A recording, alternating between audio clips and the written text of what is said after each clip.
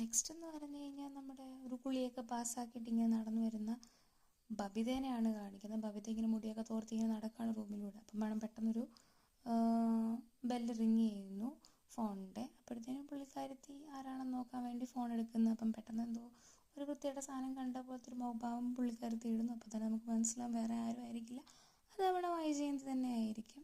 Call അങ്ങോട്ട് എടുക്കുമ്പം തന്നെ നമുക്ക് ഇത്രയും നേരം എന്താണ് കോൾ എടുക്കാത്തതെന്ന് ചോദിച്ചുകൊണ്ട് മറ്റേ ഈ റെഡ് ഫ്ലാഗ് കാമുകന്മാരെ പോലെ ഒച്ചയെടുക്കുന്ന വൈജയന്തിനെയാണ് കാണുന്നത്.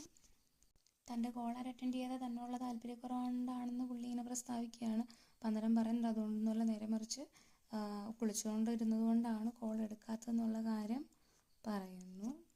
അപ്പോൾ ആർക്കും അവരെ വിളിക്കുകയൊന്നും വേണ്ട, ആർക്കും അവരോടൊരു താല്പര്യമില്ലെന്നൊക്കെ വീണ്ടും വൈജയന്തി പറയുന്നുണ്ട്. അപ്പം ആ ഒരു സമയത്ത് പറയുന്നുണ്ട് അമ്മേനെ വിളിച്ച് ഒന്നെങ്കിൽ പറഞ്ഞുള്ള ഗോസിപ്പ് അല്ലെങ്കിൽ മോശം വർത്താനം ആയിരിക്കും എന്ന് പറയുന്നുണ്ട്.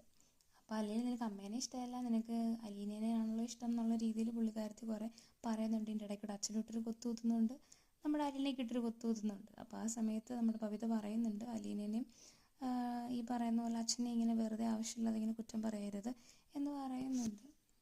അങ്ങനെ അതും ഇതും പറഞ്ഞിട്ട് അലീനേനെ ഇങ്ങനെ കുറ്റം പറഞ്ഞുകൊണ്ടേ ഇരിക്കുകയാണ്. അപ്പം പറയുന്നുണ്ട് നമ്മുടെ അലീന എന്തായാലും പോവുകയാണ്, അപ്പം അമ്മയ്ക്ക് സമാധാനമായില്ലേ എന്ന് പറയുന്നുണ്ട്. അപ്പോൾ ഉടനെ നമ്മുടെ അലീനയുടെ വിശേഷം, അതായത് അലീന എങ്ങോട്ടാണ് പോകുന്നത്, രേവതി കുട്ടീൻ്റെ വീട്ടിലേക്കാണോ പോകുന്നത് എന്നുള്ള കാര്യം നമ്മുടെ വൈജയന്തി നൈസായിട്ട് അറിയാനായിട്ട് ഇങ്ങനെ ശ്രമിക്കുകയാണ്. അപ്പം എങ്ങോട്ടാണെന്ന് വെച്ചാൽ പോട്ടെ, അതിപ്പോൾ അമ്മ എന്തിനാ അറിയുന്നതെന്നുള്ള രീതിയിൽ ബബിതയും സംസാരിച്ചു. പുള്ളിക്കാരത്തി ഇങ്ങനെ പറയുകയാണ് എന്തായാലും അമ്മയെപ്പറ്റി ഇത്ര നന്നായിട്ട് അറിയാവുന്ന എൻ്റെ മക്കളെ തന്നെ കിട്ടിയല്ലോ, അതെൻ്റെ ഭാഗ്യമാണെന്ന് പറയുന്നുണ്ട്. അപ്പോൾ അതിൻ്റെ റിപ്ലൈ ആയിട്ട് നമ്മുടെ ബബിത ചോദിക്കുന്നുണ്ട് പണ്ട് എന്തെങ്കിലും ഇങ്ങനെ ചെയ്ത് വെച്ചിട്ടുണ്ടോ എന്നിങ്ങനെ ചോദിക്കുകയാണ്. അപ്പോഴത്തേക്കും നമ്മുടെ വൈജയന്തി ആകെ ഞെട്ടുന്നു, ഒരു നടുങ്ങിയ പോലെ നിൽക്കുന്നു.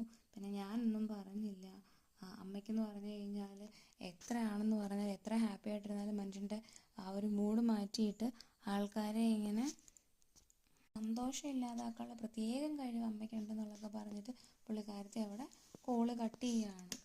പിന്നെ നമ്മൾ കാണുന്നത് ആ ഒരു കോളൊക്കെ കട്ട് ചെയ്ത് ആകെപ്പാട് ദേഷ്യത്തിൽ വിഷമത്തിലിരിക്കുന്ന ആ ഒരു ബബിതേനെയാണ്. അപ്പോൾ ആ ഒരു റൂമിലേക്ക് ഒരു ചായയും കൊണ്ട് നമ്മുടെ അലീന കടന്നു വരികയാണ്. അപ്പം ചായയുടെ ഒരു കാര്യം പറഞ്ഞു വന്നപ്പം തന്നെ ഭയങ്കരമായിട്ട് ടെററായിട്ട് ബിഹേവ് ചെയ്യുന്ന ബബിതേനെ കണ്ടപ്പം പുള്ളിക്കാരത്തിൻ്റെ മൂഡ് ഓക്കെ അല്ല, എന്തോ ഷോക്ക് അടിച്ചിരിക്കുകയാണെന്ന് മനസ്സിലാവുന്നു. അപ്പം നൈസായിട്ട് കാര്യം അറിയാൻ വേണ്ടി അടുത്ത് ചെല്ലുന്നു, ചായയൊക്കെ കൊടുക്കുന്നു, നിർബന്ധിച്ച് ചായ കുടിപ്പിക്കാനൊക്കെ ശ്രമിക്കുന്നു. ആ ഒരു ടൈമിൽ തന്നെ എന്താണ് കാര്യം എന്ന് അന്വേഷിക്കുമ്പം ഇതുപോലെ സംഭവം പറയുന്നു, കോള് വിളിച്ചതിൻ്റെ പ്രത്യാഘാതമാണെന്ന് പറയുന്നു. അപ്പം പിന്നീട് കുറേ ഉപദേശിക്കുകയാണ് നമ്മുടെ അലീന. ഒരു സ്വന്തം മക്കളെ ചേർത്ത് പിടിക്കുന്നതിൻ്റെ ഭാഗമായിട്ടാണ് അവർ ഈ കാണിക്കുന്നതും ഈ പ്രകടനവും ഈ വഴക്കും എന്നൊക്കെ അലീന പറഞ്ഞ് മനസ്സിലാക്കാനായിട്ട് ശ്രമിക്കുകയാണ്. അപ്പം ഒരു പരുന്തിൻ്റെ ഉപമയൊക്കെ പറയുന്നുണ്ട്, പരുന്തിൻ്റെ കുഞ്ഞുങ്ങളെ പരുന്ത് ചേർത്ത് പിടിക്കുന്നത് പോലെയാണ് നമ്മുടെ വൈജയന്തി എന്നൊക്കെ ഇങ്ങനെ കുറേ പറഞ്ഞ് കുറേ ഉപദേശങ്ങളൊക്കെ കൊടുക്കുന്ന ഒരു രംഗമാണ് ആ ഒരു സമയത്ത് കാണുന്നത്. പിന്നെ ഒരു അഡ്വൈസും കൂടെ പറയുന്നുണ്ട്, അതായത് അച്ഛനോടും അമ്മേനോടും ഒന്നും ഇങ്ങനെ ദേഷ്യപ്പെടാൻ പാടില്ല, ആ ഒരു ദേഷ്യം കുറയ്ക്കണം എന്നൊക്കെ ബബിതേനോട് പറഞ്ഞ് ബബിതേനെ ഓക്കെ ആക്കി പിണക്കമൊക്കെ മാറ്റി ഇങ്ങനെ സെറ്റാക്കിയിട്ടിരിക്കുകയാണ്. അപ്പോൾ അവരൊരു കാര്യം ചോദിക്കുന്നുണ്ട്, ഞാനെന്താ അഹങ്കാരിയാണോ എന്ന്. എന്നുവെച്ചാൽ നേരത്തെ എപ്പോഴും ബബിതേനോട് കൃഷ്ണമോൾ പറഞ്ഞിട്ടുണ്ട് പോലും ഞാൻ ഒരു അഹങ്കാരിയാണെന്നുള്ള കാര്യം. അപ്പോൾ അതിനെപ്പറ്റി ഇവർ തമ്മിലിങ്ങനെ സംസാരിക്കുന്നു. ആ ഒരു ടൈമിലേക്ക് രോഹി റൂമിലേക്ക് കടന്നു വരികയാണ്. എന്നതാ ഇവിടെ പരിപാടി എന്നും പറഞ്ഞുള്ള രീതിയിൽ പുള്ളിക്കാരത്തിന് വരുന്നു. അപ്പം രോഹി ചോദിക്കുന്നുണ്ട് ഇവിടെ ഇപ്പോൾ റൂം സർവീസും ഉണ്ടോ എന്ന് ചോദിക്കുന്നുണ്ട്. അപ്പം ബബിത ഇത്തിരി കലിപ്പിൽ മറുപടി പറയുന്നുണ്ട്, കുറച്ച് നാൾ അങ്ങനെ ആയിരുന്നല്ലോ മോനെന്ന് പറയുന്നുണ്ട്. എന്നിട്ട് നെക്സ്റ്റ് രോഹി ചോദിക്കുന്നൊരു കാര്യം, എന്തെങ്കിലും സഹായം എൻ്റെ വേണോ എന്ന് ചോദിക്കുന്നുണ്ട്. അപ്പം ബബിത ഒരു അഹങ്കാരിയാണെന്ന് കൃഷ്ണമോള് പറഞ്ഞു, അങ്ങനെയാണോ എന്ന് ചോദിക്കുന്നുണ്ട്. അപ്പം രോഹി അതിന് മറുപടി പറയുന്നുണ്ട്, ബബിത ഒരു അഹങ്കാരി തന്നെയാണ്, അഹങ്കാരത്തിന് കൈയും കാലം വെച്ചൊരു സാധനമാണ്, എങ്ങനത്തെ ഒരു സാധനം ദേശത്ത് കണ്ടിട്ടില്ല എന്നൊക്കെ ഇങ്ങനെ ചുമ്മാ കളിയാക്കിയിട്ട് അവർ ഒരു സിസ്റ്റർ ബ്രദർ ക്യൂട്ടായിട്ടുള്ള കുറച്ച് കാര്യങ്ങളൊക്കെ ഇങ്ങനെ അവിടെ നടക്കുകയാണ്. അത് കേട്ടിട്ട് ഇങ്ങനെ അരിശം വന്ന് ബബിത രോഹി ഇറങ്ങി ഓടുന്നു. പുള്ളിക്കാരത്തി പെട്ടെന്ന് ഒരു പില്ലോ എടുത്ത് എറിയുന്നു, അത് അയാളുടെ മേത്ത് തന്നെ കൊള്ളുന്നു. അപ്പോൾ രോഹി ആ പില്ലോ എടുത്തിട്ട് തിരിച്ചറിയാൻ നോക്കുന്നു, ബബിത കുനിയുന്നു, കറക്റ്റ് തലീനേൻ്റെ നേത്ത് കൊള്ളുന്നു. രണ്ടുപേരും കൂടെ പേടിച്ചിട്ട് തമാശയ്ക്ക് ഭയങ്കര ക്യൂട്ടായിട്ട് കളിച്ചുകൊണ്ട് നമ്മൾ സാധാ സിനിമയിലൊക്കെ കാണുന്ന പോലത്തെ രീതിയിൽ ഭയങ്കര ക്യൂട്ടായിട്ട് ഇവർ രണ്ടും ഇങ്ങനെ സ്റ്റെയർ കയറിയിട്ട് ഓടി ഇങ്ങനെ പോകുന്നു.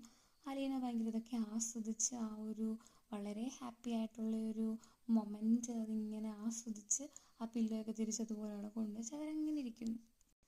അടുത്തൊരു ചെറിയ സീനോടുകൂടി ഇന്നത്തെ ഈ എപ്പിസോഡ് കഴിയും. അപ്പം ആ ഒരു സീൻ സ്റ്റാർട്ട് ചെയ്യുന്നു പറഞ്ഞ് രാത്രിയിൽ ബെഡ് ശരിയാക്കുന്ന നമ്മുടെ അലീന ചേച്ചിയാണ്. അലീന ചേച്ചി ബെഡ് ശരിയാക്കിക്കൊണ്ടിരിക്കുമ്പം തന്നെ ഒരു ഡോറ് നോക്ക് ചെയ്യുന്ന സൗണ്ട് കേൾക്കുമ്പോൾ പുള്ളിക്കാരത്തി പെട്ടെന്ന് വാതിൽ തുറക്കുമ്പം ഉറക്കം തൂങ്ങിയിട്ട് ഉറക്കം വരാൻ നിൽക്കുന്ന നമ്മുടെ കൃഷ്ണമോളാണ്.